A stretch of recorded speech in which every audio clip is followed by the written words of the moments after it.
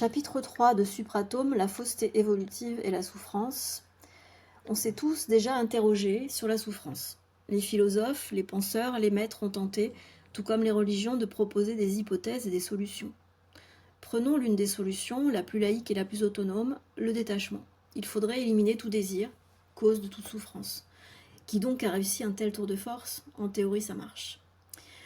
Sur arb.over-blog.com, on peut lire à propos du livre de Jung, Psychologie de l'inconscient, ouvrez les guillemets, l'interprétation exacte est, elle, en général, validée par un regain de vitalité. L'interprétation fausse se condamne elle-même par stagnation. Quand on sait que le mouvement c'est la vie, il serait donc profitable à première vue de poser un regard de plus en plus rationnel sur les mécanismes qui nous gouvernent, afin d'aller au-delà d'une simple tentative d'éradiquer le désir qui cause la souffrance soi-disant. Fermez les guillemets. Car éliminer le désir, ce qui est quasiment impossible, à moins de s'annihiler tout bonnement, ne met aucunement en lumière la cause du désir actuel. Car ce n'est pas le désir qui pose problème en soi, mais la cause actuelle de notre désir, de nature transitoire, car au cœur d'un processus d'évolution de la conscience dans la matière, l'épaisseur de la substance. Le désir est la recherche continuelle de validation. Sa cause subséquente est l'absence d'identité. Connais-toi toi-même est l'obsession de l'humain. Il croit qu'il ne se connaît pas, car une science conformiste lui a été inculquée pour qu'il désapprenne ce qu'il sait de lui-même, en théorie. Cela est à la fois valable et non valable. En raison de l'épaisseur de la substance, la conscience de soi est voilée d'ignorance par le fait de la substance matérielle en premier lieu. Le voile sera accentué par la science sociale et ses enseignements divers et variants, tous colorés du sceau de l'autorité sociale. La fausseté est d'abord un état neutre d'ignorance physiologique qui s'accentuera par la réflexion psychologique, engendrera le mimétisme et le conflit identique. La confusion est irréversible, créant une souffrance généralisée. De fausses identités s'affrontent ou s'allient pour établir des civilisations transitoires. Elles seront le ferment obscur d'une poussée physiologique vers l'affranchissement de l'esprit voilé, vers son autonomisation, produit du renversement de la réflexion faussée par l'ignorance et le conditionnement. Chapitre 4. Une mécanique de la souffrance. La souffrance est vécue de manière récurrente, comme si elle semblait toujours vouloir rejouer les mêmes scénarios. Elle se perpétue donc inlassablement pour la simple et bonne raison que nous sommes ignorants de ses causes originelles qui ne sont autres que des causes mécaniques. Sans information à ce sujet, nous sommes enfermés dans l'habitude formatée de nous focaliser sur des détails contextuels et factuels. Ainsi, nous ne pouvons pas imaginer qu'il serait possible d'arrêter de s'appesantir sur une sorte de fatalité contre laquelle rien ne pourra jamais être tenté.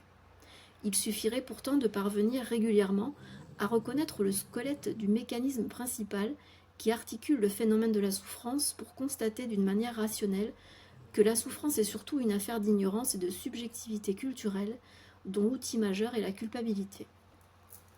Nous ignorons, grâce à la religion pour beaucoup, que le mythe de l'arbre de la connaissance du bien et du mal de la Genèse biblique est un archétype, un scénario psychologique fondamental qui est présent dans chaque situation où la souffrance occulte notre discernement par le moyen de l'émotivité, émotion qui elle-même représente l'arbre de l'évaluation psychique et mémorielle.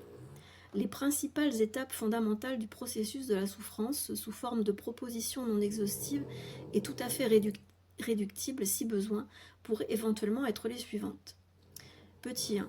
L'ignorance. Une conscience physiologique mémoriellement neutre est une conscience-mémoire sans connaissance du bien et du mal. Elle n'a pas d'expérience, donc pas de mémoire comparative, ni même encore d'émotion pour effectuer une évaluation dans son propre mouvement. 2. L'empreinte. Un élément extérieur va jouer le rôle de référence conceptuelle ou de référent humain. Le référent restera ancré toute la vie en tant que mémoire cellulaire dominante et déterminante. Il fondera de manière permanente le système de croyance de l'individu. 3. Le conditionnement. Les habitudes de penser, de parler et d'agir sont déterminées par l'empreinte. L'individu fait des choix et se croit plus ou moins libre dans un contexte programmé. 4. L'expérience. Dans l'espace-temps illusion s'impriment mouvement, action et information qui vont ensemble produire la conscience expérimentale évaluée par l'émotion.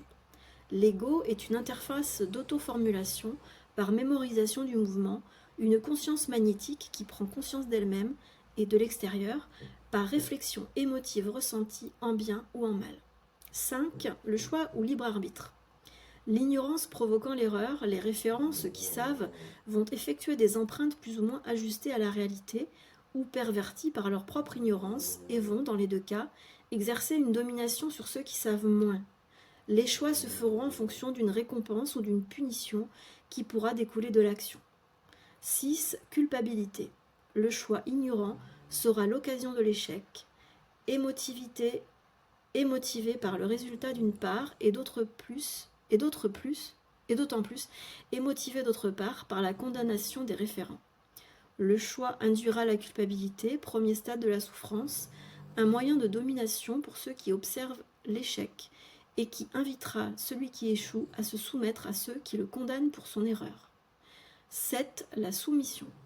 La soumission, second stade de la souffrance, est le matériau où l'on va trouver suffisamment de connaissances négatives pour découvrir le bien derrière, qui est la mission sous la domination.